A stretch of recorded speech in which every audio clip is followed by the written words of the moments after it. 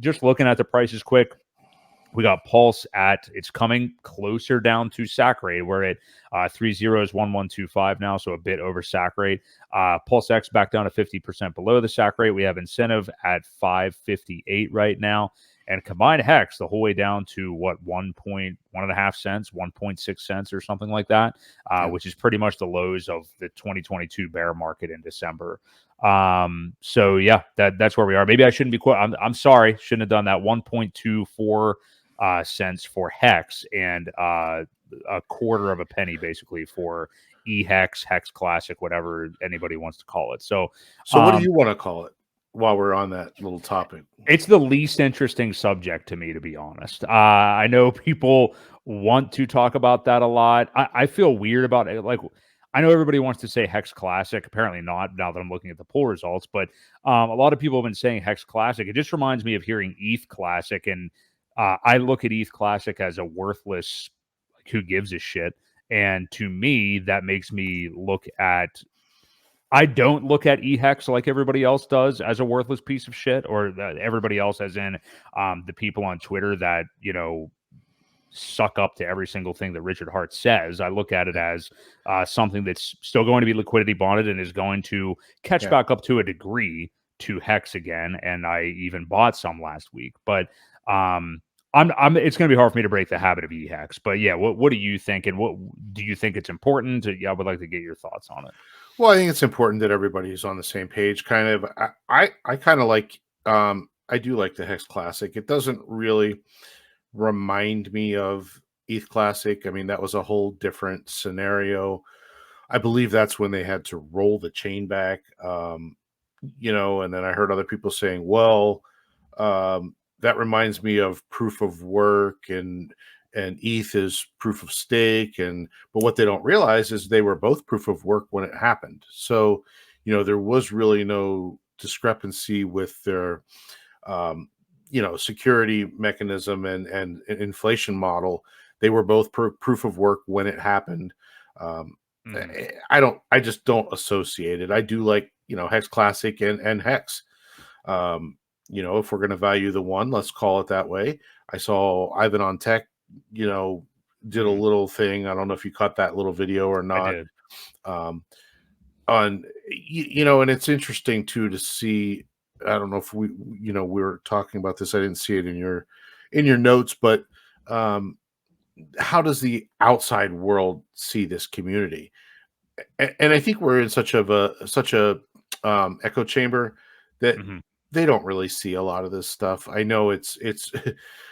I've heard many other communities are very similar. There's just, when you bring that many crazy personalities and people that are willing to take risks to one place, you're going to have a lot of conflict and you're going to have a lot of this. So from what I understand, it's pretty standard. This is one of the first, communities that I've really been in and a part of, from pretty much the beginning. So, I just wasn't really familiar with other ones, and I don't care to, I don't dive in and go look and see what the Solana people are doing or the Cardano, right. You know what I mean? I don't like troll in their little circles. So, but, from what I understand, it's very similar, and all of them have the same issues. It's just one of those crazy things. Back to the original question though, I do like HEX Classic. I think it, is still important. I think it will still do okay. But the message that was sent was, okay, guys, let's onboard, let's focus into one, right? We go from one token that did amazing, crazy things to now we've got 5. 5 things that when your money gets divided like that, it's very hard to do with a very similar size of community, and being after the bear market, probably even less, right? I'm sure a lot of people stepped away. They're not, they're out of the game for now. Maybe they're staked and they just went away because there's a lot of names that I haven't seen in a while. So, it is hard. We've got to build it, and we've got to get back to focusing on, the main one, which is HEX. Now, now you talk about staking. people are kind of salty about staking. I still think T-shares are king. I still think T-shares are going to be the thing that people turn around and like, holy shit, now I can't afford it. You know what I mean? Mhm. And it's going to be too late. I hope not. I mean, I hope there's still meat left on the bone for everybody, but I still think that the T-shares are going to be the thing that people really kick themselves for emergency unstaking and doing crazy plays and swapping in and out of different things. So, yeah, but yep, Hex Classic for me. I think it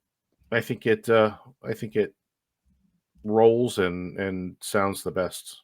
That's my 2 cents. We'll see. I don't think we're going to get everybody to agree on that. I am interested to see kind of how this evolves, though. Like how just some people want to like report you on Twitter if you talk about it. Some people Right. understand that it exists and there may be opportunities there. I mean, like this. I didn't mean to have this conversation this early because this would go a million different ways, but It's all right. um, for people to, in my opinion, to pretend it doesn't exist, say that you're only harming everything basically by sending anybody there to like learn about it or purchase it at first. I just think that's incorrect. And here's the thing. We're both right. Neither one of us is right or wrong or Right. incorrect or whatever because it is a fucking market. That's what I just don't think that people can understand. I get so sick of this like unilateral thinking of like, no, it's this. It doesn't exist anymore. Richard said it. And it's like, no, actually, he didn't say it. He said that the market's chosen one, which is exactly what I'm trying to say right here. The market has chosen one. There's two different ones, markets trade, whatever. Neither one of you are right. The market is right. And that's who you need to start listening to, Yeah. and Yep. yeah, you can force it whatever you want. Yeah, sure. Force your opinion as much as you want to. Like force what doesn't exist to exist, and see how that works out for you. Now I'm not saying like for me, like to me, if there's somebody who's like a no coiner, totally new, getting into this, you want to introduce Hex and the PulseChain ecosystem to them. To me, if they have interest and are going from like day one, it's already gonna be complicated for them. I mean, like, by the time you like get Coinbase, do all the KYC stuff, send stuff to a wallet, like for a brand new person, I think we underrate how difficult that is for a brand new person now. Agree. So to me, I would just lead them to the PulseChain, the actual Hex. I would just have like, why not just teach the whole way through, teach them the Right. bridging and everything like that. They've already that at that point they know the hardest thing there is to know.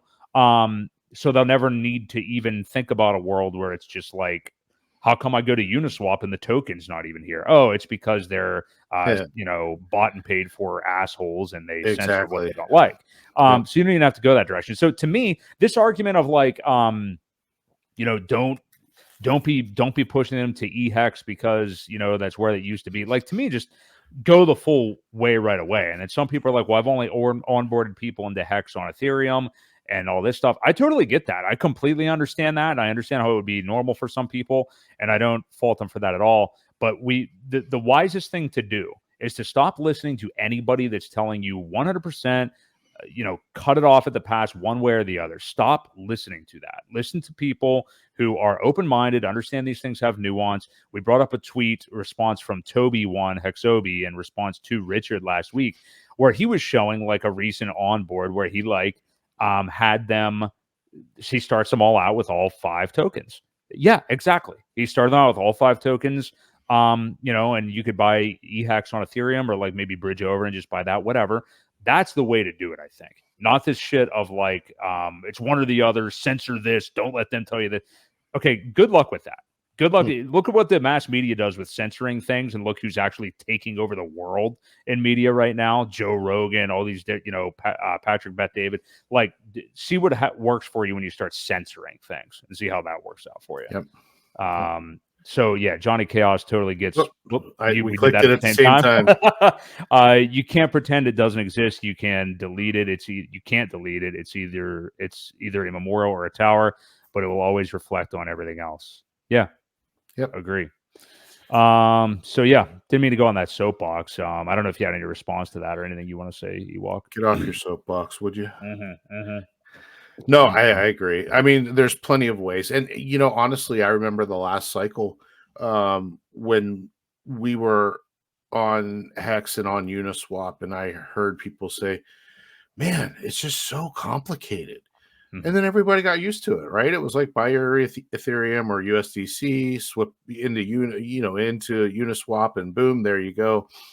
People learn it, and you're right. I think if you're starting with a brand new onboard, especially if they don't have a lot of money, right? I mean, the idea here, the reason PulseChain was created, was to save on gas fees, right? I mean, with ETH fees being so high, it sucks to take half and blow it in fees, right? So I mean, I get it. You're going to have to get over there one way or another. There aren't really right now. We have something to talk about with Coast here in a little bit, but currently the bridge and the other ways to get over there are kind of pricey. I was helping a buddy this weekend, and we were using crap. I can't remember coin. Shoot. What, a DEX, are you today? No. I just drew a blank. But anyway, it was one of the services for onboarding into PulseChain where you can just send your money. It was one of the that sucks. I can't believe I just forgot what it's called. Was it that Change Now thing or whatever? Change Now. Yes, Change Now. ChangeNow.io. And the one cool thing about that is you can actually buy your ETH on Coinbase and send it directly to Change Now and put your PulseChain address in, and it ends up there. So you don't have to send it to a wallet and then send it to Change Now.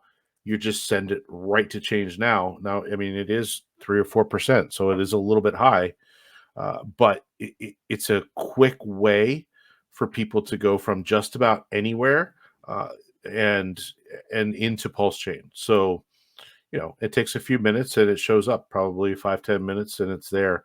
It is still a little quicker than the actual bridge itself when it's busy, but I think it's a good way to do it, to get started. You can do little bits with a credit card if you don't even have the Coinbase. You know what I mean? So it's a nice onboard. Like I said, it's a little pricier. The percentage is high, but for convenience factor, it works really good. So yeah, just wanted to throw that out there. But yes, I agree. Onboarding new people, let's show them the whole way to do it. Now, Change Now is kind of cheating because you're not seeing the bridge, you're not seeing any of that stuff. But once you're in that little, once you're in the PulseChain ecosystem, you've got a lot of things to do, and you don't really have to get in and out too crazy and for anything. So yeah, it makes it nice that you have a one-stop shop then, and it is cheap to transact. You can learn by sending your own wallet a couple transactions if you want to do, little transactions to practice and show how do you copy the address, how do you send it, what do you do, how do you approve it, kind of thing. That's one of the very nice things about it. So